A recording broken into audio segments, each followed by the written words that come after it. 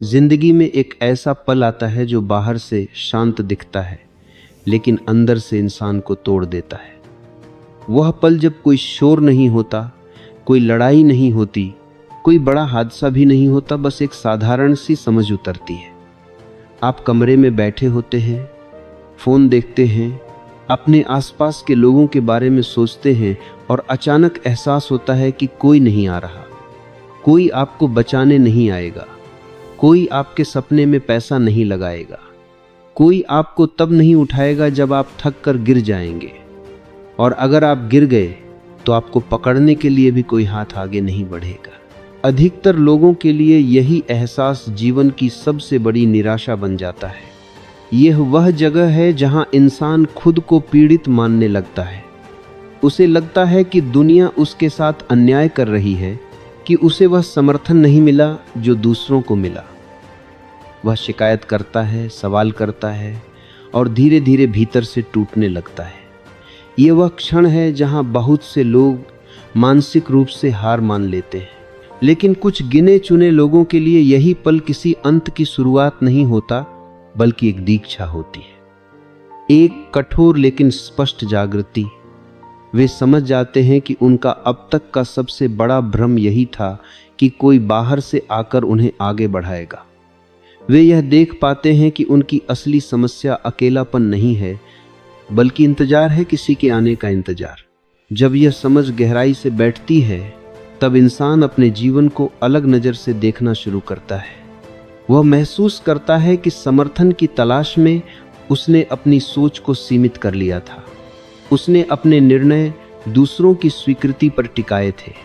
उसने अपने सपनों को इतना छोटा कर दिया था कि वे दूसरों को असुविधाजनक न लगे। यह एहसास चुभता है, लेकिन यही चुभन असली बदलाव की शुरुआत होती है। सच यह है कि समर्थन कभी मुफ्त नहीं होता। जहाँ कोई साथ देता है वहाँ कोई अपेक्षा भी जुड़ी होती है। जहाँ कोई मदद करता है वहाँ कोई अधिकार भी पैदा होता है, और धीरे धीरे व्यक्ति अपनी स्वतंत्रता खो देता है, यह समझे बिना कि उसने अपनी दिशा किसी और के हाथ में सौंप दी है। इसीलिए जब वह समर्थन हटता है तो व्यक्ति बिखर जाता है। इसीलिए पूर्ण अकेलापन उतना डरावना नहीं है जितना उसे समझा गया है। जब व्यक्ति उस बिंदु पर पहुंचता है जहां उसके पास न सहारा होता है, न प्रशंसा, न बाहरी भरोसा, तब वह पहली बार खुद के सामने खड़ा होता है। यही वह क्षण है जिसे शून्य बिंदु कहा जा सकता है। यह खालीपन नहीं है, यह स्वतंत्रता है। क्योंकि जब कोई आपको ऊपर नहीं उठा रहा तो कोई आपको नीचे गिरा भी नहीं सकता। इस शून्य में व्यक्ति को यह दिखने लगता है कि उसका अकेलापन दरअसल एक छन्नी है। यह उन सभी लोगों और प्रभावों को हटा देता है जो उसे धीमा कर रहे थे, जो उसे औसत बनाए रखना चाहते थे, जो उसके भीतर की आग से डरते थे। यह अकेलापन उसे मजबूर करता है कि वह अपनी क्षमता पर निर्भर होना सीखे, न कि किसी और की स्वीकृति पर। यहीं से एक नया प्रश्न जन्म लेता है। अब सवाल यह नहीं रह जाता कि समर्थन क्यों नहीं मिला। असली सवाल यह बन जाता है कि क्या व्यक्ति इतना सक्षम बन सकता है कि उसे समर्थन की आवश्यकता ही न रहे। और जैसे ही यह सवाल भीतर जगह बनाता है, व्यक्ति का पुराना स्वरूप जो भीड़ में सुरक्षित महसूस करता था, धीरे धीरे खत्म होने लगता है। यही वह बिंदु है जहां वास्तविक परिवर्तन शुरू होता है। इस बिंदु पर पहुंचने के बाद सबसे बड़ा संघर्ष बाहरी नहीं होता, आंतरिक होता है। क्योंकि जब कोई साथ नहीं होता तो इंसान पहली बार अपने ही दिमाग के सामने नंगा खड़ा होता है।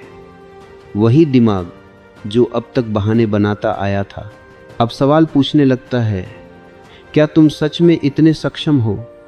क्या तुम अकेले टिक पाओगे? क्या यह रास्ता बहुत भारी नहीं है? यही वह जगह है जहां ज़्यादातर लोग पीछे मुड़ जाते हैं। वे भीड़ की गर्माहट को याद करते हैं, चाहे वह भीड़ उन्हें कभी आगे न बढ़ा पाई हो। वे उस झूठे आराम की ओर लौट जाते हैं जहां शिकायत करने के लिए लोग मिल जाते हैं, लेकिन समाधान नहीं। क्योंकि अकेले रहना आसान नहीं होता। अकेलापन आपको मजबूर करता है कि आप अपनी कमजोरियों से आंख मिलाएं, लेकिन जो यहाँ रुक जाता है वही बदलता है। धीरे धीरे व्यक्ति समझने लगता है कि समर्थन की कमी ने उसे धीमा नहीं किया बल्कि तेज बना दिया है। जब कोई सलाह देने वाला नहीं होता तो वह खुद सोचना सीखता है। जब कोई रास्ता दिखाने वाला नहीं होता तो वह जमीन को पढ़ना सीखता है। जब कोई हौसला बढ़ाने वाला नहीं होता तो वह अपने भीतर से ऊर्जा निकालना सीखता है। यही वह क्षण है जब व्यक्ति निर्भरता से क्षमता की ओर बढ़ता है। अकेलापन उसे मजबूर करता है कि वह अपने समय को गंभीरता से ले, क्योंकि अब अगर दिन बर्बाद हुआ तो उसे डांटने वाला कोई नहीं होगा। अगर मेहनत नहीं की तो परिणाम भी कोई साझा नहीं करेगा। यह सीधा और क्रूर समीकरण व्यक्ति को अनुशासित बनाता है। यहाँ प्रेरणा नहीं चलती, यहाँ जरूरत चलती है, और जरूरत सबसे ईमानदार ईंधन होती है। धीरे धीरे व्यक्ति का व्यवहार बदलने लगता है। वह बोलना कम करता है, काम ज़्यादा। वह अपने सपनों को शब्दों में नहीं, संरचना में बदलता है। वह दूसरों को समझाने की कोशिश छोड़ देता है, क्योंकि उसे समझ आ जाता है कि जो देख सकता है उसे बताया नहीं जाता। यहाँ एक अजीब सी शांति पैदा होती है। बाहर की दुनिया शोर करती रहती है, लेकिन भीतर एक ठंडा फोकस बन जाता है। व्यक्ति अब प्रशंसा का भूखा नहीं रहता, क्योंकि वह जानता है कि असली प्रगति चुपचाप होती है। वह यह भी समझ जाता है कि समर्थन की तलाश ने उसे जितना समय रोके रखा था, अकेले चलने ने उससे कहीं ज़्यादा तेज आगे बढ़ा दिया है। यहीं से उसका व्यक्तित्व बदलता है। अब वह खुद को पीड़ित नहीं मानता, वह खुद को चुना हुआ भी नहीं मानता। वह बस यह स्वीकार कर लेता है कि यह रास्ता कठिन है, लेकिन यही रास्ता उसे वह बना सकता है जो भीड़ में रहकर कभी नहीं बन पाता। वह अकेलेपन को सजा नहीं, प्रशिक्षण समझने लगता है। और जब यह सोच स्थिर हो जाती है, तब व्यक्ति एक नई अवस्था में प्रवेश करता है, जहां वह किसी का इंतजार नहीं करता बल्कि खुद को तैयार करता है। यही तैयारी आगे क्या रूप लेती है, यही अगला चरण तय करता है। इस चरण पर पहुंचने के बाद एक और बदलाव शुरू होता है, जो बाहर से दिखाई नहीं देता, लेकिन अंदर से सब कुछ बदल देता है। अब व्यक्ति सिर्फ अकेला नहीं है, वह स्वायत्त हो चुका है। फर्क समझो, अकेलापन मजबूरी हो सकता है, लेकिन स्वायत्तता एक चुनाव है। अब उसे भीड़ की जरूरत नहीं लगती, क्योंकि उसका दिमाग खुद एक सिस्टम बन चुका होता है। अब वह सुबह उठते ही यह नहीं सोचता कि आज मन करेगा या नहीं। अब वह यह सोचता है कि आज क्या करना है। भावनाएं पीछे चली जाती हैं और निर्णय आगे आ जाते हैं। यही वह बिंदु है जहां ज़्यादातर लोग कभी पहुंच ही नहीं पाते, क्योंकि यहां तक आने के लिए पहले खुद से ईमानदार होना पड़ता है। यहाँ व्यक्ति अपने आप से झूठ बोलना बंद कर देता है। अगर उसने काम नहीं किया तो वह बहाना नहीं बनाता, वह खुद को धोखा नहीं देता। वह स्वीकार करता है कि आज मैं कमज़ोर था, लेकिन कल मैं वही गलती दोहराऊंगा नहीं। यह आत्मनिरीक्षण दर्दनाक होता है, लेकिन यही दर्द व्यक्ति को तेज बनाता है। धीरे धीरे उसका दिमाग शिकायत की भाषा भूल जाता है। अब हर समस्या उसे एक सवाल की तरह लगती है, इसका समाधान क्या है, न कि यह मेरे साथ ही क्यों हुआ। यही बदलाव उसे साधारण से अलग करता है, क्योंकि दुनिया में ज़्यादातर लोग समस्या को कहानी बना लेते हैं और कुछ लोग समस्या को रणनीति बना लेते हैं। अकेले चलने का सबसे बड़ा फायदा यही है कि व्यक्ति को किसी की भावनाएं मैनेज नहीं करनी पड़ती। वह किसी को खुश करने के लिए अपने लक्ष्य को छोटा नहीं करता। वह किसी की असहमति से अपना रास्ता नहीं बदलता। अब उसका कंपास बाहर नहीं, अंदर होता है। इस समय तक पहुंचते पहुंचते एक और चीज मर चुकी होती है, दूसरों की राय से डर। अब अगर लोग उसे अजीब कहते हैं तो उसे फर्क नहीं पड़ता। अगर लोग कहते हैं कि यह रास्ता बहुत कठोर है तो वह मुस्कुरा देता है, क्योंकि वह जान चुका होता है कि आरामदायक रास्ते कभी किसी को असाधारण नहीं बनाते। अब वह व्यक्ति धीरे धीरे खुद को काम में डुबो देता है, बिना शोर, बिना ऐलान, बिना वादों के। उसके दिन छोटे नहीं होते, लेकिन गहरे होते हैं। वह 1 घंटे में उतना कर लेता है जितना दूसरे पूरा दिन बिखर कर भी नहीं कर पाते। यहीं से परिणाम दिखने लगते हैं, शुरुआत में छोटे, फिर लगातार। फिर ऐसे कि लोग पूछने लगते हैं, तुम कर कैसे लेते हो? और वह जवाब नहीं देता, क्योंकि वह जानता है कि जवाब शब्दों में नहीं, सालों की चुप मेहनत में छिपा होता है। और यही एक खतरनाक पल आता है, लोग वापस आने लगते हैं। वही लोग जिन्होंने कभी समझा नहीं था, वही लोग जिन्होंने कभी पूछा नहीं था, अब वे मुस्कुराते हैं, हालचाल पूछते हैं और ऐसा दिखाते हैं जैसे वे हमेशा से साथ थे। यही असली परीक्षा है, क्योंकि अब व्यक्ति के पास सब कुछ होता है, लेकिन अगर वह अपनी सीमा भूल गया तो वह फिर से कमजोर पड़ सकता है।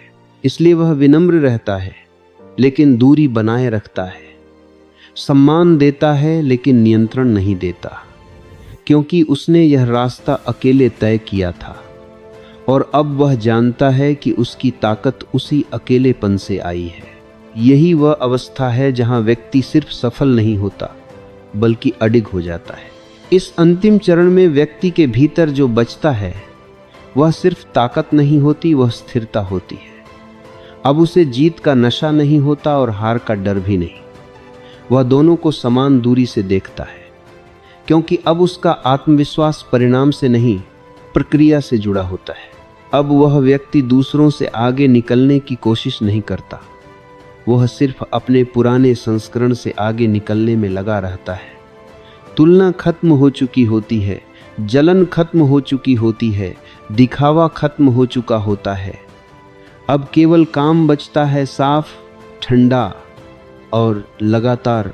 इस स्तर पर पहुंचकर व्यक्ति को यह भी समझ आ जाता है कि हर किसी को साथ लेकर चलना न तो जरूरी है और न ही संभव।